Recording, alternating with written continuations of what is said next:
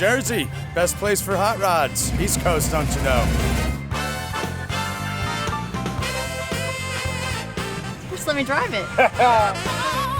This is the Wild Hot Rod Party.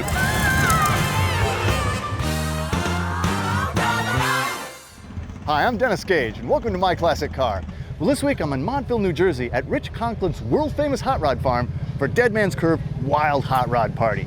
Now, even though there are going to be 2,000 or 3,000 cars here on a Wednesday, this isn't really a car show. It's a gathering of friends and fans of the car hobby for the sole purpose of having a good time. And in my book, that works. There is some incredibly wild stuff here today. So what do you say we join the party?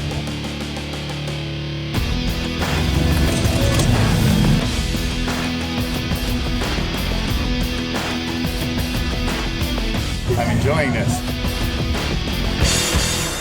Rich, how you doing, man? How you doing? How Great you doing? To see you. We're in New Jersey. How you doing? How you doing? This is a great party, and that's what it really is. The Wild Hot Rod Party. I mean, it's not really a car show. It's a car gathering, isn't it? Yes. It's a party with great people and lots of really cool cars. And we've been doing it for 17 years, and it's just grown every year. Cars come out of the woodwork. Cars we've never seen before. Guys build cars specifically for this event. For this event. Yes. Well, and it is really, I mean, of course, your club, the Dead Man's Curve Club, but you guys are all about building and kind of, you know, gas or influence. I mean, you guys build some pretty extreme stuff. Yep. Into the cartoony looking cars from the mid to late 60s. And yeah, you know, the hot rod show world style cars, but we run them and drive them on the street. They all run and drive. Yeah, that's the other cool thing. I mean, you guys are the real deal. And this is like what, 3,000 or so of your closest friends? Absolutely. Yes. And you have been doing it 17 years and kind of just for the fun of it? Yeah. Started out as a little kickoff party to another event, and it just grew and grew and grew, and now we're having a lot of our own events, and this one's, you know, still going strong. You know, the folks that I've talked to are just, you know, everybody is, if they've been here once, they're not going to miss it. Oh yeah, everybody eats, drinks, and sleeps hot rods, and they all come out. and right here to the world famous hot rod farm. Yes, that's what they've named it. I didn't name that, they named it. Yeah. But I mean, this alone is really a, you know, little slice of heaven. You got a farm right here in Montville, New Jersey. Yeah, the farm's been in the family since 1916. So you're growing hot rods. Yes. Yes. We're farming hot rods. Yep. So on a Wednesday. Yes. On a Wednesday, you're going to pull 3,000 or so cars. Yes. That's impressive. Mm-hmm. And with 3,000 or so cars, we got a lot to see. What do you say we get around and check a few of them out? Absolutely. Let's go, man. Okay.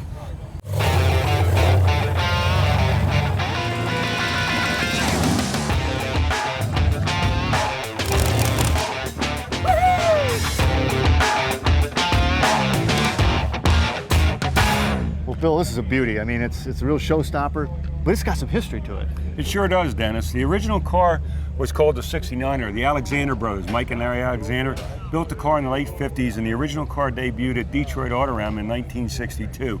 It won Best-of-Show there. It went on to win the other 7 ISCA shows that year and was the overall national champion, took Best-of-Show in all the shows. Undefeated. Undefeated. In 62. In 62. Wow. Yep. And when we got this bag, the whole bottom of it was rotted away, the bottom of the headlights, half the tubing. We had to restore all that, and of course we had to go buy the cabinet knobs again to make the grill. Where'd you find all those drawer pulls? The local hardware store. I mean, that's such a 60s It touch. is. Yeah, I just love it. But, you know, the car was in a lot of magazines back in the 60s, Rod and Restyling, Hot Rod, Carcraft. We took those pictures and we blew them up, and between the pictures and the captions is how we built the car. Wow. So pretty much, it's, you know, you cloned it from this, right? Yes. But what are we looking at for the engine? Well, the engine, just like the original car, is a 1956 Oldsmobile 324 cubic inch. It's bored out to 345 cubic inch. It's got the what would have been considered the Cragar 3-belt blower drive with the 471 GMC supercharger right off a 6-cylinder, you know, and the 4 Stromberg 94 carbs on it. So all period stuff. All period stuff, yep. The Joe Hunt Vertex Mag, which is now an electronic ignition, and right down to making the exhaust manifolds for the fake exhaust on the side, and the other exhaust goes out the back. Were these always fake? Yes, even on the original car. It's great though how they come out and then just mold right into the, you know, the running board. Yep. Is it a steel car or is it fiberglass? It's all steel. Wow, it's Yep. just like the original. Yep, we used an American Speed body to recreate it, and then we cut that body all apart.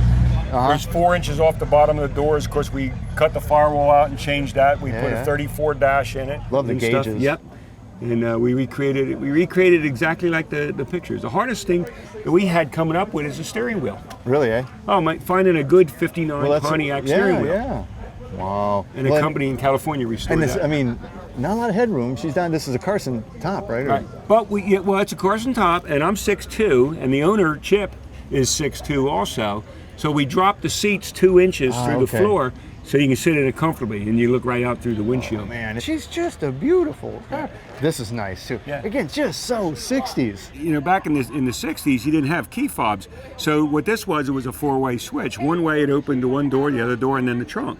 All right. So today we got key fobs, so we don't need that. So what we did with this is we made this the gas tank. Oh, that's cool. That's cool. I like that. And I love the. Is it engine turning or? Yeah, engine turning. Really Yep. nice. Yep. Yeah. So then back here again, all steel. All steel. And this is all All steel. Yep. rolled out. Man. Yeah, oh, we man. hand fabbed it all at the shop. What about the taillights? The taillights are 59 Pontiac Catalina, and we cut out the 3/16 plexiglass, and then drilled through the taillights and threaded them with 440 machine screws. So screw them on there. Oh man! And you come to the Wild Hot Rod party?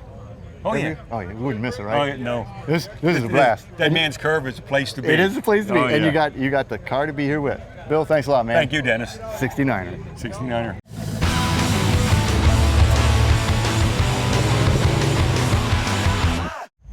Jerry, this has always been one of my favorite cars, the Cheetah. These are really wild machines. I got a chance to do one, oh man, it was like 15 years ago. And they only made, what? 11 of them. Back in the day. Original. And that was what years? It was like 63 through 64. Yeah. I'd seen models of them before, but I'd never seen one. And one of the things that shocked me was how small they are. Yeah, they're very small. They're almost as wide as they are long. Yeah. If you look at the track on it.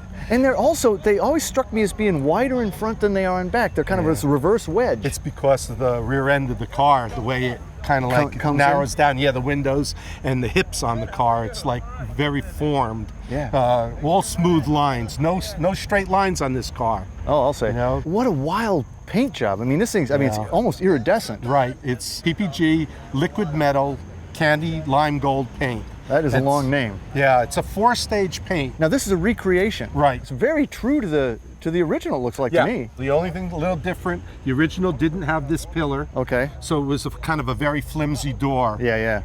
Well, other than that, they're so low, man. I mean, you gotta take an elevator down. I think to get I in. measured it, and it's less than 40 inches tall. I think it's around 30-something inches tall. Now, how about the dash? I don't really, so long ago that the original dash was very pedestrian. Yeah. So there's Stuart Warner gauges. This one has a Flaming River tilt steering column with a removable steering wheel. Makes getting in and out, as you'll see, a lot easier than the original ones. Well, it's also a very short walk to the back. It's like one step, and you're here. And again, when you get down, you can see, she comes around, and it does really, in front, it just makes it look wider. If you look from the front, it reminds you of a D-type Jag. The back is all Cheetah. I never saw another one like this in the back. No, it's I tell you, it is a little it's a little E-type coupe if you took it and shrunk it about to a third of its size. Right. And these are gull wing doors. Yep. Open one of those babies up. Oh yeah. That gives it a pretty cool look. Yeah, too. doesn't it though? But it also gives you a decent, in and out. In and out, yeah, it's not too bad. And now let's have a look at the engine. Sure. And you can see it's a flip up. Wow. So what do we have here? This is a 383 stroker, 560 horse. The original ones are 520. Well, I mean, this looks, very serious though. I mean, this was all round tube. Yeah. Racing design, racing chassis. So you've ever been to the Wild Hot Rod party before? Yes, I have. Is this a great event? It's pure fun. And that's just what it's about. It's just pure hot rod fun. It's everything that the hobby is. You see every kind of car. Everybody's having fun, from the most expensive to the most inexpensive cars. But everybody loves it. It's just right. Right. Hey, and speaking of just right, so's your Cheetah, man. Thank you very much, I love Dennis. these babies. My pleasure.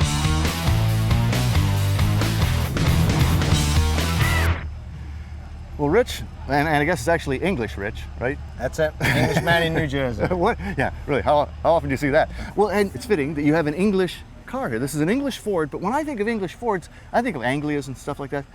This is a Pilot, which I've never heard of. Well, you had the Angler, the Prefect, and then they brought this out, which was the top of the range, which was the Ford Pilot. What year? This is 1948, but they actually built them from 47 to 51. Well, it's, it's got some, cool details that, again, you don't see. I mean, the V8 Pilot, and so obviously came with a Ford flathead in it? Came with the original 21 stud, 60 horsepower. Well, this is great.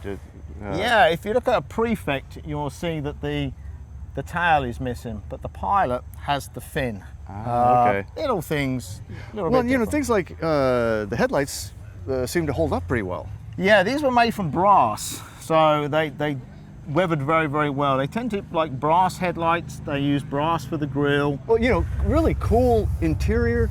How much did you change here? Is that the original dash? No, the dash was changed to a 36 Ford that I found in the States and flew back to England. And what are the cords Well, back there? this was a factory-fitted option from the factory. It's a roller blind. You just pull a little cable on the top, and it pulls the two strings up, and the roller blind goes up and gives you a little bit of extra privacy. And this also had, again, being terribly British, it had the semaphore turn signals, right? Yes, it does, yeah. These still come out on the side. And flip out, and I'm going left or I'm going right. In the back's, beautiful here, the bustle trunk.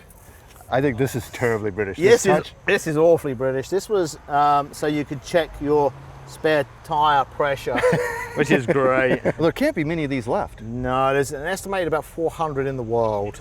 How many in the US? One. Well, I saw, because you had the sides of the cowl off there, that you don't have the flathead in anymore. Let's go look at your engine. Okay. Wow. It's you did such a nice job of keeping that supercharger real subtle. It barely peeks out of the hood. I wanted it to look as natural as possible when you still be supercharged. Yeah, when you put a V8 engine in. So what do we have here? This is a 350 Chevy. It's alley heads, which were Brodex, steel crank, H-beam rods. It was dynoed around about 450 horsepower. So she's a stout. She's pretty stout. She goes. It's turbo 350. It's a wild hot rod here at the Wild Hot Rod Party. Yeah, that it is, Dennis. English Rich, thank you so Dennis. much. Thank you very much. Beautiful Pilot. Thank you. Medic, medic. Are we gonna do it again? Medic, medic, medic. Well, Tom, I saw you rolling in this baby, and I just love this car. The color is what caught my eye. It catches the light so well. Yeah, it's really a nice What is color. it? It's a House of Color Gold Mine. It's a pearl. It's one of these things when the sun comes out, she pops. Yeah, It's really, it changes a little bit here and there, a little bit orange tint to it. So yeah, it turned out to be a nice But car. I think the other thing was it's just so old school. Yeah. I guess you just recently built it, but this is like 1960. Yeah, that's what we wanted to do. We wanted to go back and make a traditional car, but with all the upgrades. Yeah. Current, but look traditional. That's what we wanted to do. And I like the big littles, your tire setup. I think that looks great. But the Fire Dome engine, the Hemi, I mean, this is great. That's the jewel. It is. Anybody can put a small block Chevy in it. And everybody does. Everybody does. And I wanted something different. So we went with the Fire Dome. So what year? That's a 54 276. 276. Yes. I mean, that's the littlest Hemi they ever made. Yeah, isn't it's a it? baby Hemi. Yep. I like the air cleaner too. I mean, that's kind of. That's an OTB air cleaner. They make all the classic stuff now that matches the rest of the car. But and your pinstriping. I mean, there's 1, 2, 3. There's at least 4 colors in there. 4-color pinstriping. Yeah. Also the headlight buckets. I mean, you just really did this baby up right, and it's what recently finished, right? Yes, it has been finished since January. So wow, man. Yeah. And the other thing, I mean, coming in, this windshield setup. I mean, this thing looks fast sitting still. It looks like a fighter jet. Yeah. That was a must for this car. It changed the whole car. It's just gorgeous, and I like the metal flake steering wheel. Again, Yeah. I mean, it's just got such a '60s feel. Yeah. 60s and late 50s. Yeah. So I mean, again, this pinstripe carried through here. That's a really good pinstripe job. Oh yeah. How about the dash? That's not. That's what a is- molded in 1936 Ford dash. Wow. And it's all molded into the firewall. Yeah, I mean, it just looks great. And I like the interior too, very period. Is that done locally or? That's done locally. guys A got guy some up good- in Greenwood Lake, New York. He's an unbelievable upholsterer. Yeah. So is it a steel body? It's a steel body, original Ford body. To find an original steel body? Yeah, it's not that easy to do anymore. No. What are the taillights from? They're actually cab lights off a truck. Oh, really? But what we did is, I like the yellow lenses. So Yeah. I thought they were cool. So, but we put red lights in them from the inside, so when you hit the brake, it turns red. No kidding. Yeah, yeah. So you get away with that. It's Yeah. actually legal. Yeah, yeah. Wow. Yeah. When Well, you step on the brake, they're red. Man, you got one of the nicest rods here. Thanks, man. That is I a appreciate beautiful, it. I appreciate it. beautiful ride. Thank you.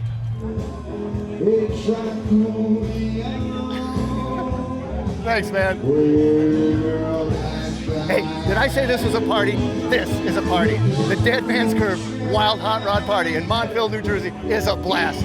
We're done shooting, but the party's just getting started, and I'm joining it.